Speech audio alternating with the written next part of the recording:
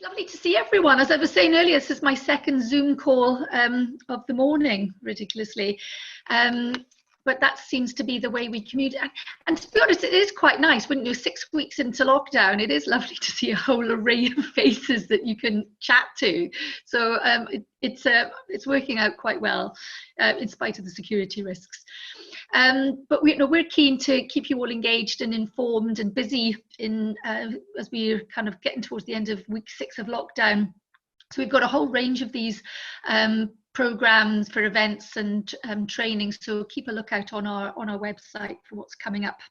Anyway, I'm delighted that we've got Colin Slater with us this morning. Colin's a partner and security leader at PWC. I'm really looking forward to what he's got to say about cybersecurity, because if you're like me and prefer to leave this to your IT providers, being a bit of a technophobe until quite recently, it's probably a good thing to be on this call, because I think as leaders of our businesses, and this particularly increasingly moving up the risk register, I think that we do need to own these issues. Because in spite of increasing investment in cybersecurity, cyber attacks are on the rise. And as we discussed earlier, I think COVID-19 does bring another level of risk. The current crisis has accelerated our use of video conferencing and this digital communication. And as we mentioned, Zoom, being one of the most popular and sort of easily accessible, brings with it its own level of security issues to consider. So I think it's really important that we know what are the key questions that we should be asking and thinking about, so that we've got an informed view on how we protect our businesses from cybercrime. I don't think we necessarily need to be technical experts, but with it being a major part of how our business risk management process, I think we do need to stay on top of best practice. So anyway, I'm delighted to say that's probably the extent of my contribution to the conversation this morning. So I'm really, really happy that I can now hand over to Colin, who's going to guide us along the path, and hopefully by the end of the session, we'll know the right questions to ask, and we'll be able to own this issue much more. So I think, Colin, you're going to talk for about 30 minutes, something like that. And then there's an opportunity for Q&A afterwards. As I say, if you could put your hand up, Rebecca will let you in. And over to you, Colin. Thank you very much for joining us. No problem at all. So I'll just check 2 things. One is you can see my slides, my screen. People nodding. I can see lips moving. That's always good. And 2, you can obviously hear me. So that's good. So yeah, so I'll just kick off, just a bit of introduction. I don't normally do this, but I got told off last week for not telling people who I was, which I always forget. So Colin Slater, I'm one of the partners in our cybersecurity business in PWC in the UK. So I actually run our cyber threat operations, which is effectively most of our specialist services. So all the exciting stuff around ethical hacking, threat intelligence, managed threat hunting on a global basis as well. And I sit on our global cybersecurity executive for PWC. So that is one internal. So how do we protect PwC? Because clearly we are one of the most attacked organizations at the moment. And 2 is then how do we make sure alignment on a global basis, which is quite interesting. For context, we've got about 300 security people in the UK, cybersecurity people in the UK. We've got 22,000 staff total. So I now have 22,000 staff working remotely, which is quite exciting. We have about 4,000 security people globally. So it's now quite a big business, but my background is all in security. From a very technical beginning as a software engineer through intelligence services, and then I branched out and did a few startups and built a few businesses and sold them, and then spent quite a bit of time working in industry. So I've been fortunate or unfortunate to be a CEO, a CIO on many occasions, a CISO on many occasions, and a non-exec director. So I kind of see all the different aspects of cybersecurity. But also the interesting thing is also my work mainly now is guiding boards through crisis moments. Actually, is quite interesting. So that's what I spend quite a lot of my kind of spare time and inverted commas doing. So what I wanted to do today was really just just talk about three areas. One was, and some of this, I do apologize, might be a little bit back to basics, but just set the scene, because actually, why is cybersecurity important now, and more important now than ever? A little bit of context about what's been going on and what is going on and what we expect to be going on soon. A little, and then really finish off with a little bit of advisory stuff around, you know, what are we seeing? What do we advise people to do? What are the things to look out for? So what I'll probably do is just crack through this, just talk through some of these examples, talk through some of the things that we're seeing, and then we'll pick up a Q&A post that. But just from a context perspective, you know, I started 25 years ago. I know I only look, you know, 30, but I was a very early starter. You know, if you go back to when I began my career, cybersecurity was a kind of sideline of technology, right? And it really was a little bit of an annex of technology. But we've gone through this enormous digital revolution. And I mean, I think, you know, everyone would acknowledge, if we had gone through this pandemic 10 years ago, I'm not entirely sure the world would have coped without YouTube and Instagram and WhatsApp and all these things. You know, how would we have survived without all these amazing videos getting sent around that make you at least laugh? But this digital revolution has really caused, you know, quite a bit of change around not only the way that society works, but the way that business works, around the way that we use cloud. So, you know, we've talked a little bit about things like Zoom. Cloud is somebody else's computer, so it's assets that you don't own using services that you don't control. The Internet of Things, so, you know, all of the infrastructure that we now have, which is connected to the internet. There's now more internet connected devices than there are people in the world. And actually some of the risks around that, the part that social media plays in this, and the part actually that social media has played around many pivotal events over the last 5 years around things like elections and some of the false information that's now being spread, and social media is used as a real lever. And then the big data piece, which is we are collecting more and more data, and it's useful, but it also has a risk exposed to it as well. But sitting on top of that is this risk and threat piece, which is around, we have a massively evolving threat landscape. You know, minute by minute, our adversaries are better at moving than we are at protecting, because they are unconstrained. And we're much more connected. You know, you'll see this in all your organizations. You know, where we used to be able to put our arms around what was our business and what infrastructure and technologies we had, we don't have that anymore. And we have this huge spider's web of third-party type relationships now.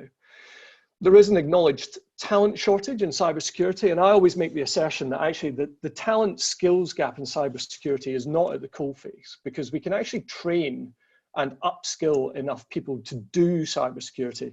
My assertion is the talent shortage is in the boardroom, because actually our boards are the areas where they're not digital natives. They've never, you know, in most cases, the majority of boards are inhabited by slightly older people who perhaps have not used technology as much, and perhaps don't understand the concept of the risk that cybersecurity forms. That could be quite a contentious thing, which we can pick up at the end, but you know, I observe it in my day-to-day business in boards around the world, and the inability to process cyber risk is really interesting.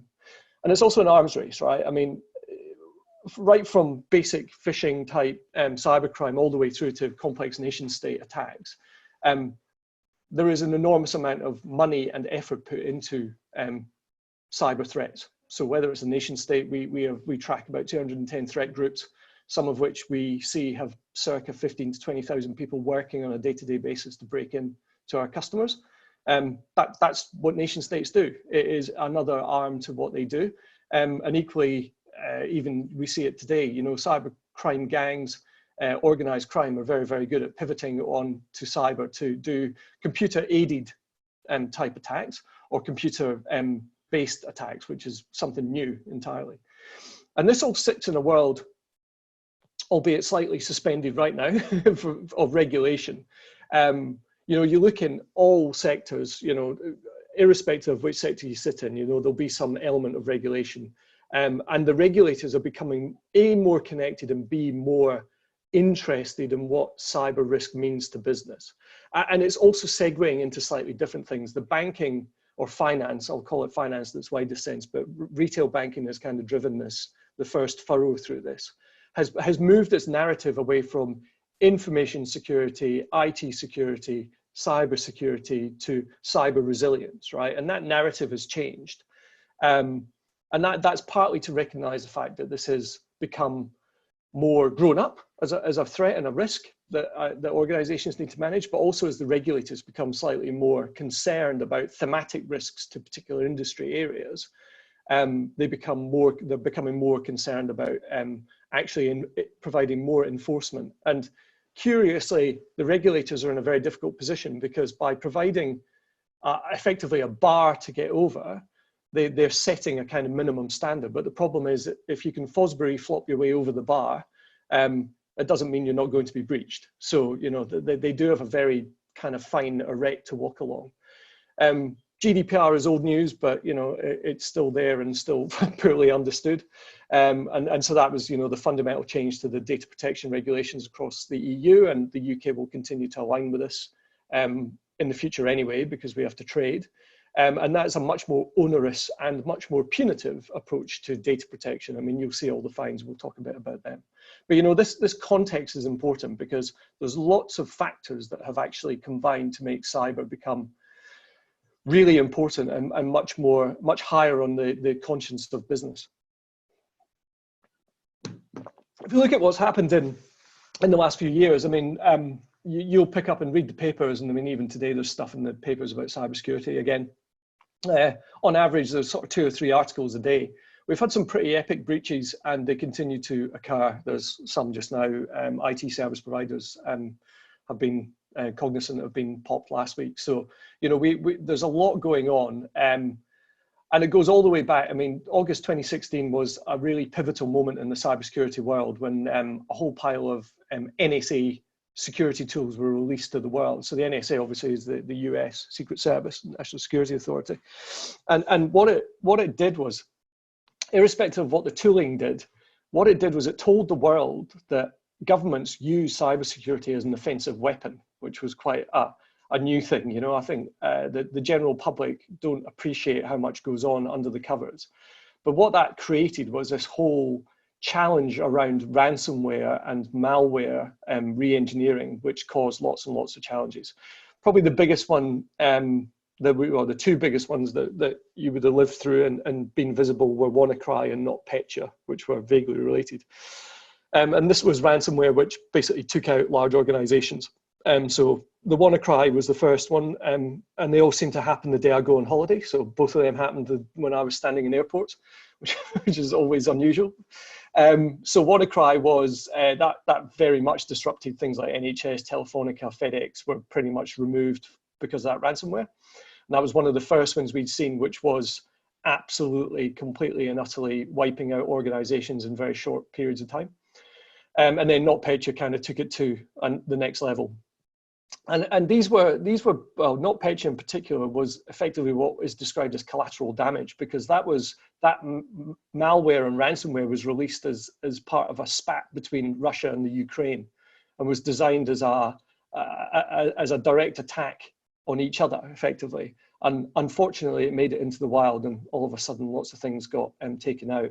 I mean, there's some big names on here, you know, and these are all public, so these are not things that we have worked on and are under confidentiality. I mean, things like DLA. I know we've got a few law firms on this call. I mean, DLA lost their whole infrastructure in about 90 minutes, and it was unrecoverable. You know, that actually trying to recover from something like that is almost impossible on a real-time basis, and particularly in this climate. And we'll get onto that. You know, I mean. What we're talking to clients about just now, and what we're hearing a lot about just now, is through the COVID-19 challenges we've got, actually what happens next, because we're not going to ever revert to the way we worked before. So, you know, this threat landscape that we've built up has become even more challenging. I think the final thing to focus on this is SWIFT and some of the payment systems. It's very interesting to track, and we do track quite a lot of the sort of ebb and flow, or the tide, as we call it, of where attacks and what sectors are being attacked and types of sectors. So there was a period between 2016 and tail end of 2018, and a brief kind of forest fire reignition in 2019 of payment systems being attacked, because it's a fantastic way to get a phenomenal amount of money very quickly without doing very much. I get asked a lot. My nephew asked me what he should do for his career, and I always say to be a cyber criminal because it's very well paid. You only have to actually do it once, and you're very unlikely to get caught. Facetiously, obviously, that's not particularly good career advice from a partner in a Big Four, but you know, the types of attacks that we've seen have been, you know, pretty effective and very lucrative in some of the areas around payment systems. That one seems to have gone to bed. That threat group have actually disappeared for a little while, and we're seeing different ones into utilities and things just now. So just to go back a little bit, we always publish this year in retrospect report, and this is available, so it's published in February this year. And so what we do is we go back through our global threat intelligence and what we've been working on. We manage around about 600 incidents a year on a global basis at PWC. So from the big to the small, so things like Equifax and stuff like that, we managed a lot of that. So what we looked at was the sort of summary points from 2019. So there was really 4. So one is around geopolitics and cyber operations, right? And that is some of the threat groups that are nation states. So you can probably guess who they are, but the Baltic states, the Balkans, China, and the Koreans, both North and South actually, have had a very active year in 2018 and more so in 2019. But what's become much more apparent, and Iran actually as well, they do a lot of outsourcing, which is quite interesting. That a lot of the threat activity has become aligned with a lot of the geopolitics. So we're seeing the political situation being mirrored into the actual efforts of these groups that we are tracking. So it's quite fascinating. Particularly for small to medium businesses, business email compromise has become a real problem. So this is, you know, you'll all be aware of the sort of BEC type attacks where you're receiving false invoices and paying invoices with modified bank details, etc. So what we're starting to see, and this is some of this is tied into cloud as well, is where organizations are getting their email systems compromised, their control systems compromised. So things like Office 365 Exchange and things like that, where this is being taken over by attack groups, typically through poor passwords and poor authentication being set up, just poor builds, and then those being taken over and emails being sent and purporting to come from within organizations, and then fraud occurring as the result of that. Crime groups have latched onto that because it's a phenomenally lucrative way to make some cash, which you can then siphon off very quickly. We've seen a lot of the operations become very diversified. So by that we mean that a lot of the ransomware has become a lot more targeted. So instead of general attacks, we're getting very specific targeted attacks from cybercrime groups. So they're almost dividing and conquering into specific verticals. So they're going after potentially, you know, things like energy or asset management or wealth management or pensions, etc. So they're actually, you know, really segregating themselves down and becoming quite adept at focusing on a single industry vertical. And by that, what they're also doing is buying and selling process information. So looking to buy information about how do activities and processes in organizations work, so then they can work out what are the likely areas of potential fraud that they can then use to lever. And then some of the threat groups have just disappeared. There's been, you know, like all great businesses, and you know, if you Six Sigma some of these big organized crime groups that do this, they're pretty well organized.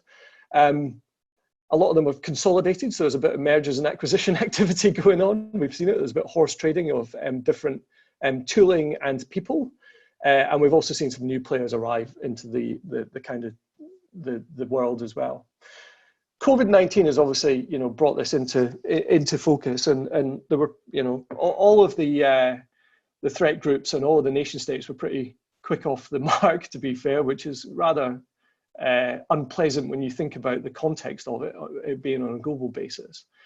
But actually, they've been incredibly quick to exploit some vulnerabilities, and some of it is technical and some of it is just pure psychological. So we've seen lots of COVID-themed phishing attacks occurring. You'll probably have got them yourself. I've had a myriad of text messages asking me to, you know, respond to refunds for DVLA registrations, all sorts of things. And some of these have been tagged onto COVID-19. And we saw about 23,500, about 24,000 COVID-related domains which have been registered. And they're spinning them up incredibly quick. I mean, we saw a whole load get registered yesterday. There was about 8,000 registered yesterday, all relating to the same sort of thing. And just the sheer ability to track them and take them down is quite hard work, just trying to keep on top of that. And we are seeing a little bit of mobile malware appearing, which mobile has been almost ignored up until the last 6 to 9 months. By that we mean phones, so Android and iOS and beyond. But we are seeing a little bit of it appearing now. And then just loads of spear phishing emails, which are effectively taking existing content and then just modifying it. But I mean, here's some examples on the screen, you know, from stuff like using the Johns Hopkins map to basically push a piece of malware into people's environments and things like that. And because, you know, the human reaction at the moment is everybody is anxious, everybody is online, everybody is looking for information. The attackers know that, so they know that they probably have different, you know, a slightly different psychological profile of the people that they're attacking, and you know, we're certainly seeing that being used quite actively as well, which is quite interesting. So what happens if and when it, or if and when it happens, you know, what actually is the outcome of it? So we've been doing quite a lot of work with some third parties around actually looking at what happens and what's the impact of cyber breach. These are some stats that have been assembled from various places. There's some pretty scary numbers in there. Some are absolutely enormous. I mean, if you look at the Equifax accounts for last year, they wrote down $1.21 billion US directly attributable to their breach, which is, so some of it, about 700 million was direct cost of remediation, and the rest of it was attributed to class action lawsuits. But you know, if you actually think about the impact of that, I mean, that is right on the far end of it. But the increase is the bit that we are becoming more concerned about. You know, just this general sort of uptick in the amount of cyber attacks that are occurring. And actually, it's just going to get worse. Let's be honest. You know, so we are seeing this anything up over 20%. We're starting to see some real nervousness around actually what does this mean on a thematic basis across certain parts of industry, you know, and what will occur if a single entity or a single part of a vertical chain is completely breached, or a number of parties in that are breached. So, you know, we're seeing just the cost. The insurers are getting very nervous about it, particularly in the current insurance environment, and the change in the way that cyber insurance is being offered is kind of responding to that. If you look at the timeline, and again, this is all the information which we've just collated for a piece of research. When I saw this, I actually questioned if somebody had fallen asleep on the keyboard and put too many zeros in some of these, but these are all real numbers, and they're actually validated numbers as well, which is quite worrying.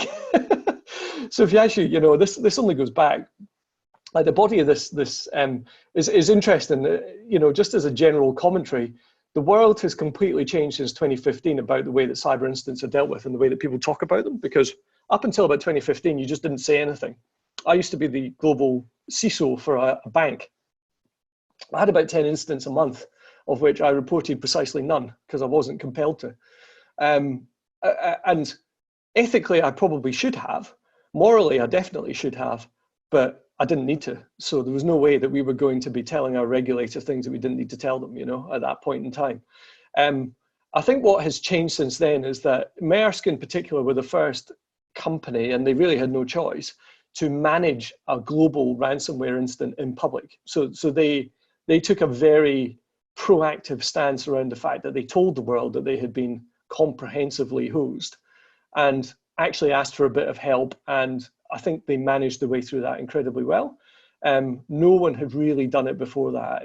You know, anything that was particularly visible had always been managed as a bit of a dirty secret, and only information that was required to be released would be released. But, you know, we've seen, coming off the back of this, we've seen some enormous GDPR fines for people like BA and Marriott and things like that. And there is a pretty huge class action lawsuit around that Marriott one as well. So, you know, we're actually starting to see some of these incidents taking a number of years to resolve. And the other challenge as well, I mean, if you look at, it's not mentioned on here, Tesco Bank had a kind of well-documented incident, which was classed as a cyber incident. Now, whether it was or it wasn't is irrelevant, but what comes, that was November 2016, around about the time of that Uber breach. What is interesting is every time there's a cyber incident anywhere else, the Scottish press always refer back to that Tesco Bank one as well. So it's like a forest fire that you go and damp down, and then 12 months later, something happens elsewhere, and all of a sudden your organization is back in the press, and your sentiment tracking goes negative, and you start to trend again on Twitter. And so these things are persistent, and they come and go, and it's actually quite difficult to manage the sort of fallout from them as well. But it just gives you a bit of perspective around the amount of money and cost that is being attributed to some of these incidents. And just very quickly, so what is the actual impact of these things? We always categorize this down to three areas: direct, indirect, and intangibles, right? The intangibles are things like brand damage, right? It's one that if somebody could provide a model that actually quantified the sort of cost. We've tried it so many times, but it's exceptionally difficult to do. But when you look at things like, the TalkTalk one, they lost 100,000 customers. Ironically, post the breach, the third breach that they'd had, they actually gained more customers, and they did some testing of that by customer kind of questionnaires as part of the service thing. And some of the positive sentiment came from the way that they managed their breach. So, I'm not saying it's a good marketing tactic, but it's certainly, there is a bit of a consumer element where people are query whether people, the public are a little bit immune to these now and are just accepting that things will happen. But there is undoubtedly a huge risk to brand, particularly where there is kind of group things, so where you have an entity which is part of a wider group that may have nothing to do with it. It does kind of, you have this reflected wave issue. And there's a lot of indirect costs, around trying to get cyber insurance. So cyber insurance, typically, you can't insure your assets. You can't insure like when you insure a car, you insure your car, it gets stolen, you get money, you buy a new car. All that cyber insurance typically gives you is money to resolve. So either investigate and remediate. You can never insure the asset that has gone, because it's, there's no quantification of what that asset could be. It could be data, and data is uninsurable. But, we're seeing sort of 40 plus annual rise in insurance for organizations that have been breached, which again then goes against the breach reporting, because organizations are not compelled, or if they can avoid reporting it, and from a cost saving perspective, they may make that sort of moral decision. And then the direct costs, obviously GDPR, the investigation remediation. This is a particularly interesting one, because actually the investigation cost of these things is really high. Maersk is quoted at 300 million. I think it was probably higher than that. They moved some money around in their accounts to cover up some of the costs that they had to attribute to that one. But actually, when you think about it, that it's not just the technical piece, and security is not a technical problem, it's a business problem. So once you get into the forensic kind of response piece of how do we capture evidence and understand what happened, you may never know. That's expensive. Then you get into the regulatory management. How do you manage a regulatory intervention if you're in a regulated industry? So, in financial services, something like a Section 166 or 165, those in themselves will be 7-figure investigations that you'll have to do. So that it quickly mounts up, and you might have customer remediation as well. You may choose to make certain decisions around products. For example, Equifax gave away effectively their consumer credit scoring business to protect their business to business. That's not too many businesses. So they effectively fell on their own sword and said, right, we will give away free credit checking to protect effectively, to be a good citizen and protect the customers, the consumers.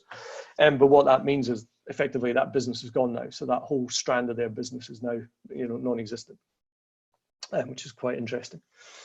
So, these are the areas that, and again, when you come back to a business conversation about this is risk. This is just basic risk management. There's nothing about cybersecurity which is different. I think the only challenge that we observe is particularly in risk committees and amongst risk professionals, is cybersecurity is a very non-linear risk. It rises and falls with the tide. There are risks that you can mitigate, which even though you think you've mitigated, can come back slightly different and be even worse. So you know, the standard kind of risk modeling piece doesn't particularly hold particularly well for cyber, unfortunately. So that's all the negative stuff. That's, you know, it's all doom and gloom. You know, I did say before, you know, a lot of the technology pieces that sit behind this are part of the challenge, because technology has become, as we've gone through this digital revolution, it's become absolutely critical to business. And as a result, you know, you need to be really thinking ahead, and particularly in the COVID-19 world. So, you know, we've focused down on three things, and I think these are the three areas that just quickly talk about around, and this is quite tactical, but we're in a very tactical world, you know. Since almost January, when this appeared on the radar in Asia Pacific, you know, we've moved from being very strategic into tactical. So I think, you know, we've talked about three things that we're recommending, and that's secure for new normal. So I think the world, you know, as I said, is not going to be as it was. Don't be afraid to be strategic while you're doing the tactical stuff. So, you know, it's not just about tactics.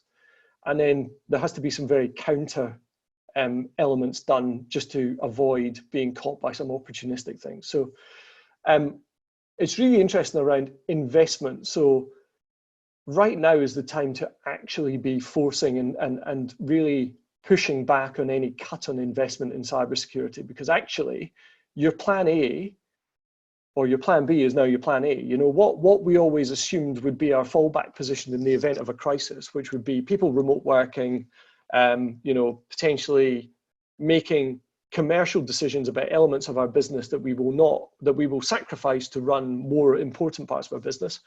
That's actually our business right now. So plan B is what we're working on, right? So there's very few organizations that seamlessly move to 100% remote working, very few. And those that did, it was probably more by luck than judgment. And that was mainly because, you know, before we got into a pandemic situation, most organizations planned for 20% of their workforce to be remote-ish. You know, that's kind of standard business continuity. All of a sudden, 100% of your workforce are remote. So things like contact centers, customer type areas like that, they don't really work remotely. It's quite difficult. So, you know, that plan B piece is now actually how we're all working. So we need to think about that. To get us to this position of where we are today, many organizations have had to turn things off or downscale certain security controls, multi-factor authentication, or spin up new infrastructure, or, you know, many different things. One of the things that we have observed is that a lot of things have been put up or put out or changed without being adequately tested. So in the rush and the crisis piece, absolutely understand why you would do that, but we need to go back and do a loop round the block to make sure that there isn't a risk. Monitoring and detection has become very key. So if we think about, you know, protect, detect, respond, recover are the four areas that we worry about in cybersecurity. Protection is about control.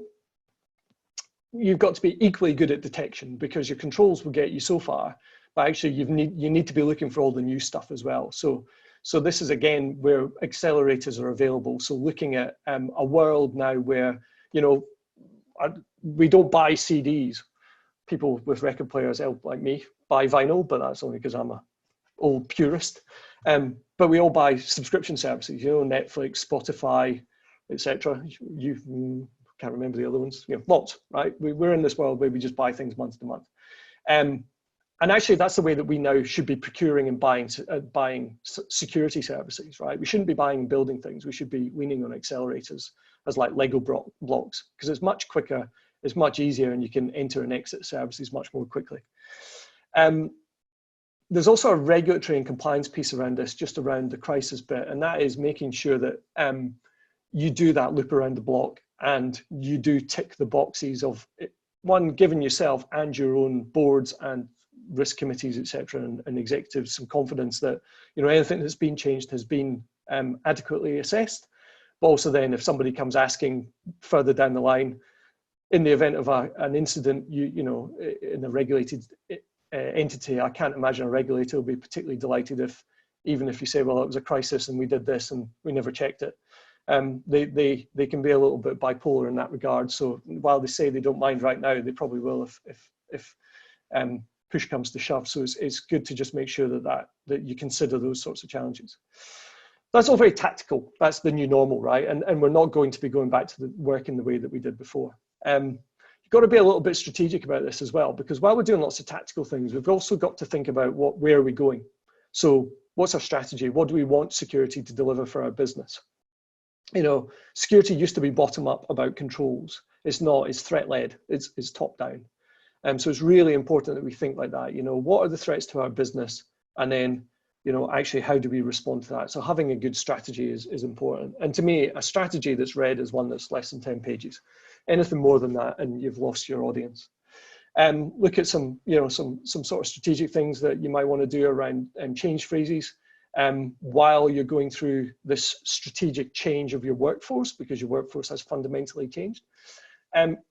A very good time now to go back and look at incident response planning, because it's we've executed some incident response to get to where we are for COVID-19, but actually that's not to say there's not going to be another instance. So it's really important that organizations go back and have a look at actually, you know, what those incident response plans look like, and are they still valid? Because what was your plan B is now your plan A. So you need to go back and check that.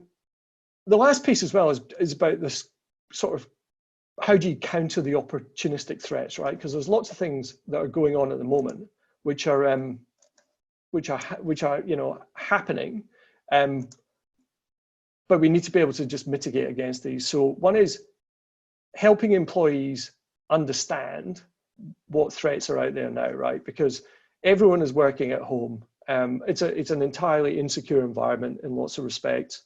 You know, in PWC, we've had lots of challenges around people working in house shares and things like that, where we've got staff who work with staff, who live with staff from other organizations.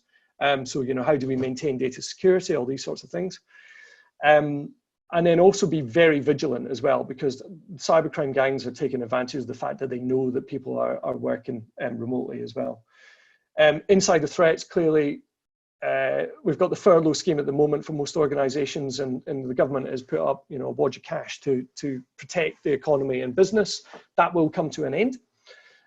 So the problem we're going to have is not now, it'll be in June or July when that starts to come through, and organizations are under duress as the economy has not recovered. So, you know, insider threat always starts to go through the roof. People are on edge. It seems a little bit unpleasant to talk about this, but fundamentally you have to protect your business through these, you know, whatever is left in your business, you need to protect that. So thinking ahead around redundancy programs, termination, things like that. Are you doing the right amount of monitoring? Are you protecting your assets, etc.? And then doing some cleanup. Now's a good time to do some cleanup to actually start to tidy up your estates and use some very rapid ways to find and fix. So rapid testing, rapid fixing. So, you know, there's lots of things in there. But just quickly on, you know, thinking out from that strategic, you know, that's very tactical around what are the things that we can do right now.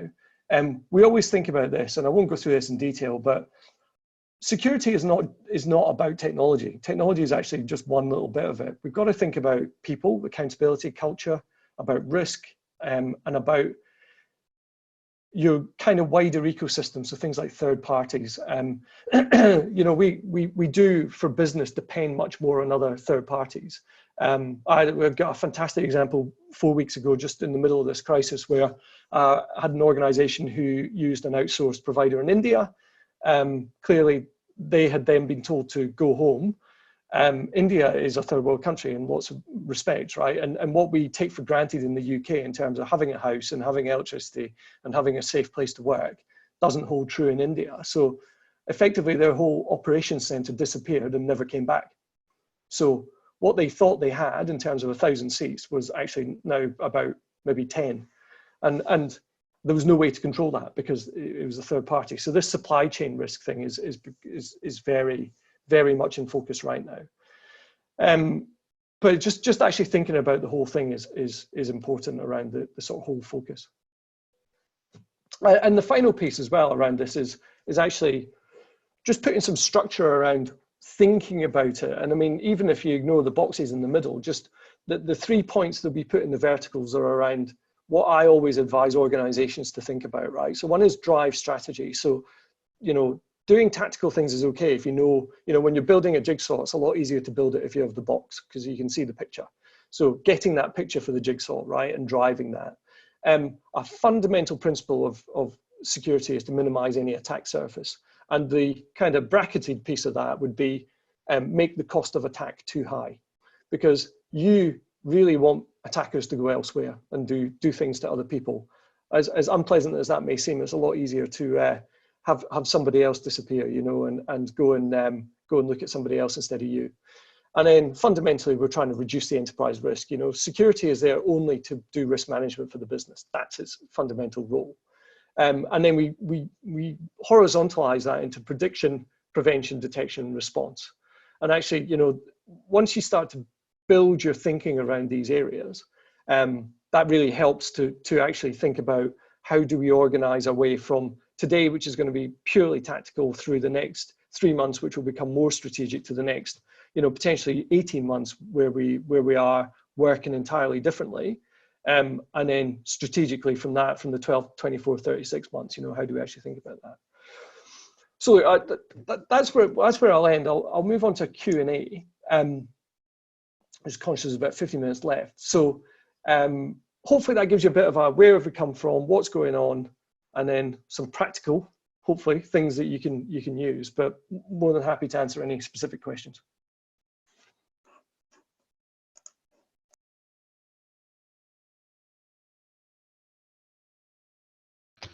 So sorry, just unmuting myself there. Thank you very much, Colin. I mean, that's absolutely phenomenal. It's extraordinary to think about what's going on around us. So thank you very much for that. Does anyone have any questions they want to ask? I know I've got quite a few, but rather than hog it at the moment, I'll open it up. If you want to put your hand up or just wave to Rebecca, she'll let you in. Oh, is that Charlie? Are you waving there, Charlie? Yeah. Do you want to unmute? Oh, you're unmuted. Brilliant. Yeah, good morning. Thanks very much indeed for that excellent presentation. I wonder, will the slides be available to us at all? Because I find them very, very useful. Yeah, no problem. Yeah, happy to share them. Yeah, no problem at all. That's absolutely ideal. One of the things that we find quite commonplace as a law practice, and we have to try and get this across to the employees very regularly, is the hacking of clients' emails, whereby we get the usual request, oh, we've changed our bank account so the fee proceeds can be sent here. So the amount of times people have been on holiday and lost their credit cards and all this kind of thing is quite unbelievable. So that's the biggest trend that we've found, but I'm sure that's probably been on the go for years. Yeah, it has. I mean, but it has become more prevalent, and it's also, the sort of societal change in business of accepting instructions by email. I mean, there's not many fax machines left in the world. I do know a bank with 1,500 fax machines, actually. And every time I go back and look at a fax machine, I think it's actually quite useful, because at least it's point to point, but by accepting instructions by email, you do. And people get embarrassed about wanting to, feeling like they have to go back and validate everything and being suspicious. There is a sort of, and fraudsters take advantage of that. They know how to coerce. So, they'll do phone calls and things like that. We caught a fantastic one recently, actually, where there was £1 million about to be transferred. And the only reason we caught it was somebody in the call center received a call, and it was a man pretending to be a woman. And they were just so taken aback by it. They flagged it. And all of a sudden, we pulled the string and the whole thing unraveled. But they were literally one button press away from authorizing that payment, and it's incredible. Yeah. So just particularly in this moment, as people are working from home and potentially sending information around, to facilitate business, which is appropriate and fine. You do have to assert some control and some influence around the fact that actually we're still working. We're not working from home. We're working at home during a pandemic, which is slightly different. But actually, we still need to respect this security and confidentiality, because actually, protection of the business is the fundamental premise after being alive and being employed. I think would be the two primary concerns. Yep. Colin, I was going to ask, large large companies, large corporates, you know, they have their CIOs, and I guess they have a kind of pretty sophisticated approach to this kind of thing. I think for SMEs, it's a bigger challenge. You know, very often they, you know, the founder is kind of everything from kind of salesperson to the technology guru. So what's the kind of cost we're talking about? I mean, obviously PwC work for the super large international organizations and governments, but for the average SME, what would be the cost of making sure that you've kind of got a robust approach to this and that you're managing it properly? It's interesting. I mean, that perception is quite interesting as well. So my smallest customer is 31 people. So, you know, we actually do work for quite a few SMEs, and this is I mean, I've been a startup person as well. So, you know, it's quite interesting when you've got when you've got potentially high value IP and assets in a business, and you're maybe 1 to 10 people, you're actually probably more at risk, as you say.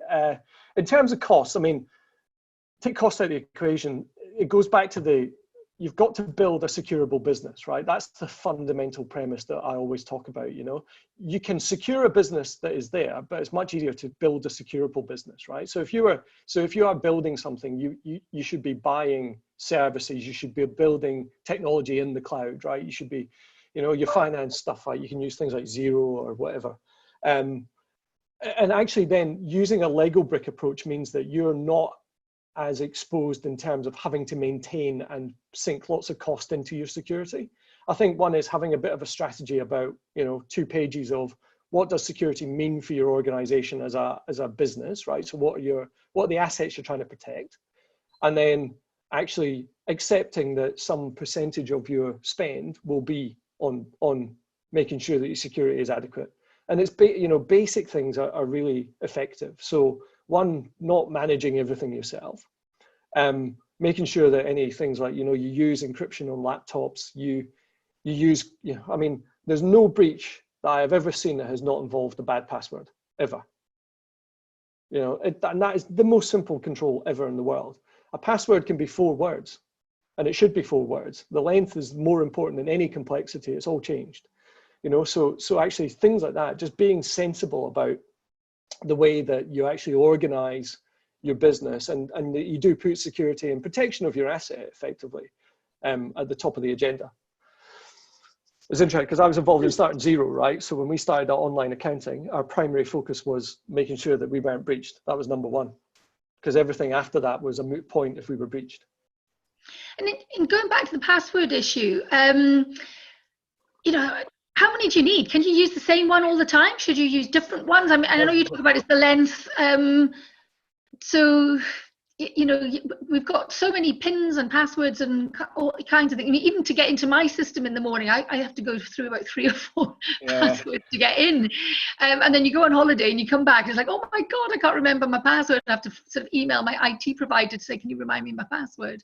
Yeah, passwords are horrible, right? But unfortunately, I think we're going to be stuck with passwords until I'm dead.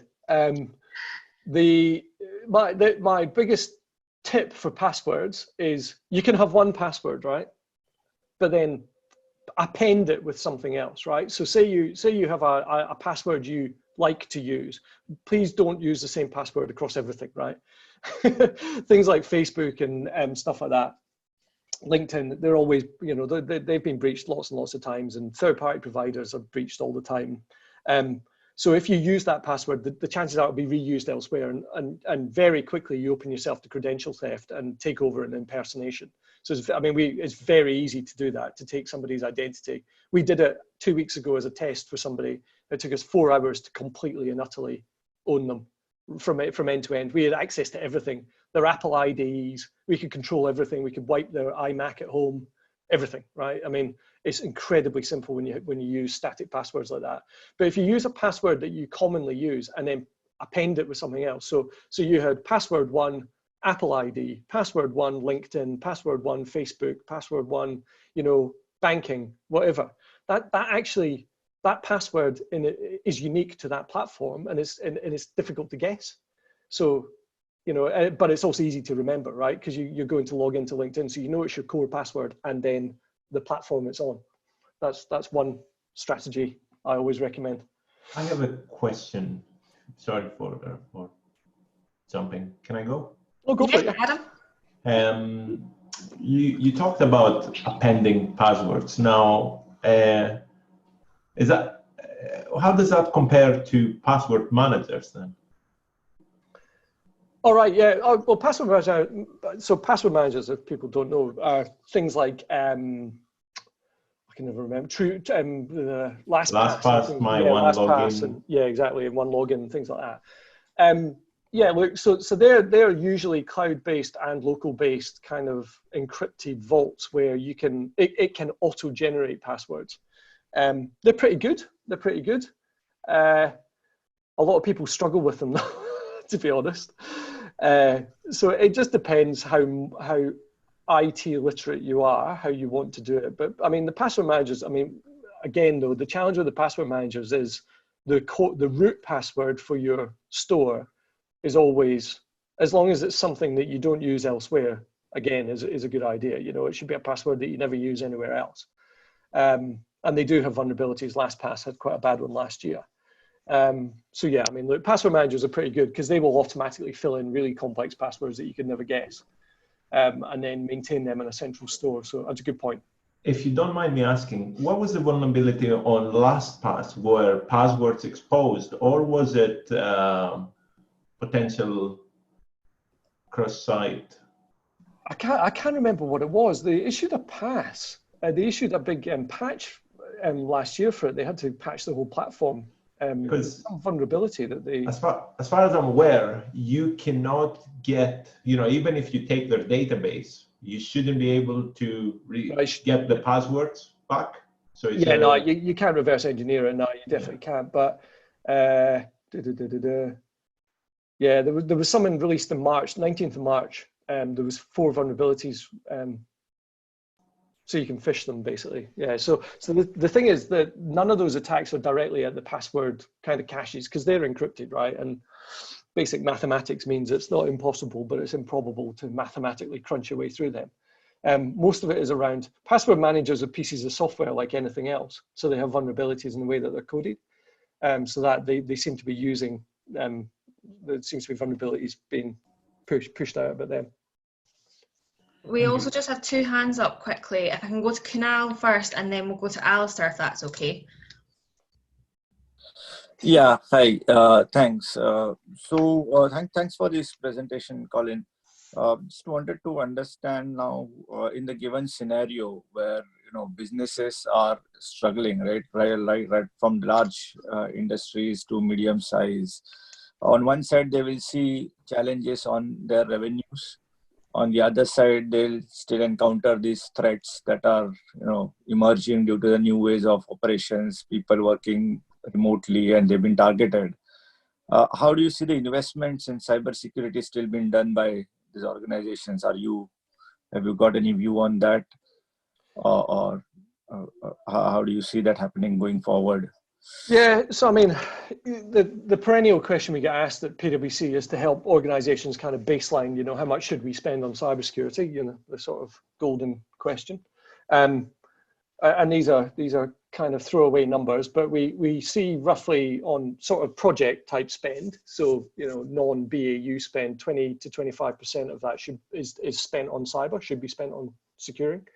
And run costs is roughly about 10% of your budget. Now, the challenge is always around what is that budget? Is it IT? Is it risk? Whatever, you know. Right now, we're seeing, you know, I mean, look, we're going to be going into a pretty epic recession, I'd say, for the next 18 to 24 months. You know, like the economy is not going to recover for quite some period of time. I've had about 7 board meetings in the last 3 weeks. And in every single board meeting where they've talked about fiscal matters, security has been the one area that has escaped a haircut. Mainly because the understanding is, you know, like multi-factor, we've got remote working, all of our, you know, our whole business is reliant on our technology infrastructure and thus the security and resilience of that. 2 is we cannot afford right now to have some sort of security incident during a time of, don't want kind of recursive crisis, effectively, crisis on crisis. And I don't expect that to change. I think what we saw was a very immediate tactical response, right, which is correct. And as a result, the sort of strategic pen was put down, but we are seeing a very fast return to the fact that actually we need to be much more strategic about how do we secure the new normal, the world going forward, Well, I had a quick look actually. At PWC today, right now, we've got 327,000 people working remotely globally, on our Global Protect, right? So that's our whole infrastructure for PWC is remote anyway, right? When we sat in an office, it didn't care. It assumed we were remote. So we were very lucky, although it was designed for that reason. But we're looking at our strategy around how do we change, or do we change our security strategy, accepting that the next 5 years we will probably not have circa 50% of our people in offices anymore. So that's going to make changes in the way that we do, office type stuff, how we do upgrades, how we maintain technology, things like that. But I don't expect it to change. I think there'll be a slight softening of budgets, but not much. And any specific technologies that this investment will go into? Because we know, the remote working will involve endpoint protections, protecting the remote workers. Yeah. But do you see any uptick on any specific areas of the domains of security or technologies? Yeah, quickly. So the things that we're seeing, obviously, no great surprise. Organizations looking at remote access. So things like cloud-based secure WAN type services instead of VPNs, because they're a bit easier to scale on a global basis and give you more capacity. So that's things like Amazon Direct Connect, Palo Alto's Global Protect, or Prisma Cloud, Prisma Access, I think is what it's called.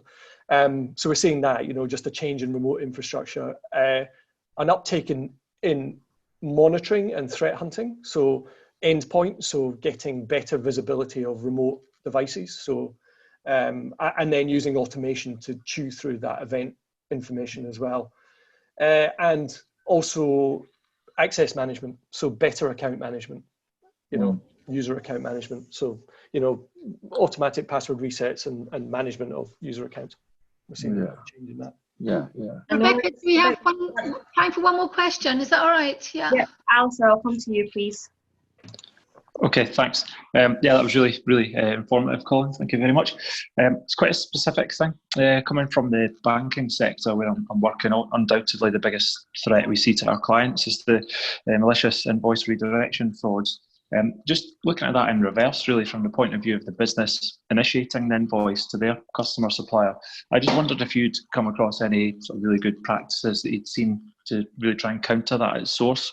Appreciating the onus is on those sending the money to verify that, but is there anything the customer can do from their side to almost initiate that thought process, do you think? Yeah, there's a few. It is a perennial challenge, isn't it? This is the challenge with non-face-to-face transactions, is you've got no idea that what's on the other end is what is on the other end. The approach to that is typically being to create like a closed environment, a sort of enveloping environment where that there is some confidence around where that request has come from. So, things like the bank mail type system have always been reasonably rudimentary, but we're starting to see some kind of extensions in the business banking areas around, can we then use that for, can we hook third-party products into that and use that for that direct invoicing piece? I don't think anyone has quite managed to hit the panacea as yet, I'm afraid. Because it's very tricky. It is very tricky. And as was raised before, particularly for small businesses, a lot of them have got compromised machines with compromised emails. And as a result, there can be a bit of interception occurring anyway. Okay, so sorry to bring it to an abrupt end. I think a few people are needing to move on to other meetings. Thank you very much, Colin. I think it was a bit of a wow factor for me. If there was ever an example of you don't know what you don't know, it's an amazing kind of presentation to think about sort of the geopolitical aspects of this as well. I mean, it is an extraordinary idea to get your head around, that there are hundreds of thousands of people working in organised groups to, and as you say, it's not going to get better. So protecting ourselves and really thinking, I think, you know, your advice about even just a 2-page strategy on what are we trying to protect and what are our options, and really just get a little bit of clarity around how we approach this would probably be a good start. And also, recipes, if you do have boards, making sure your boards are really up to speed with this as a risk matter, and making sure that it's kind of a regular discussion on how they're addressing the risk of your business. But thank you very much, everyone, for joining us. Thank you very much, Colin. Rebecca will make sure that the slides are sent out. Yep. And just a really, really fantastic presentation. Thank you very much. And thank you all for joining us. Hope you all have a great day. Thanks a lot. Bye, everybody. Thank you. Thank you all. Thank you. Thanks so Bye. much.